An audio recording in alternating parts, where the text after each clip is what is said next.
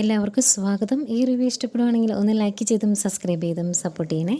അപ്പോൾ നമ്മൾ പറഞ്ഞായിരുന്നല്ലോ, നന്ദൂട്ടന് ഏറ്റവും കൂടുതൽ ഇഷ്ടം അവിടെ സ്പോർട്സ് മീറ്റ് ചെല്ലുമ്പോൾ ഏറ്റവും കൂടുതൽ ഇഷ്ടവും കൂട്ടും ഒക്കെ ഗൗരിയോട് തന്നെയാണ്. അതുകൊണ്ട് തന്നെ അവർ തമ്മിൽ കൂടുതൽ ഫ്രണ്ട്സ് ആകുമ്പോൾ ഓട്ടോമാറ്റിക്കലി നന്ദൂട്ടൻ അടുക്കും കേട്ടോ.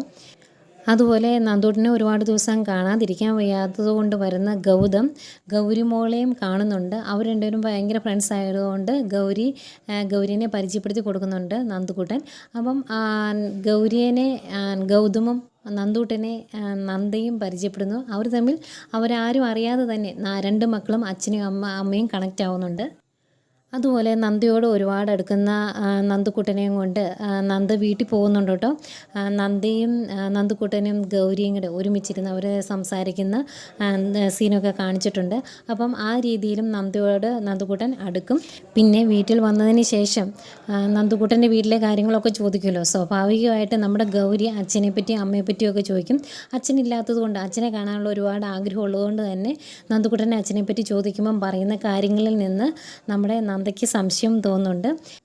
ഏതായാലും ഇതിനെല്ലാം ഒടുവിൽ നന്ദയെ കണ്ടെത്തുന്ന ഗൗതത്തെയും അത് വിശ്വസിക്കാനാവാതെ ഞെട്ടിത്തെറിച്ച് നിൽക്കുന്ന ഗൗതത്തെയും ഒക്കെ കാണിക്കുന്നുണ്ട്. ഇതെല്ലാം അടുത്ത ആഴ്ചത്തെ എപ്പിസോഡാണ്. അവയ്ക്ക് വേണ്ടി നമുക്ക് കാത്തിരിക്കാം.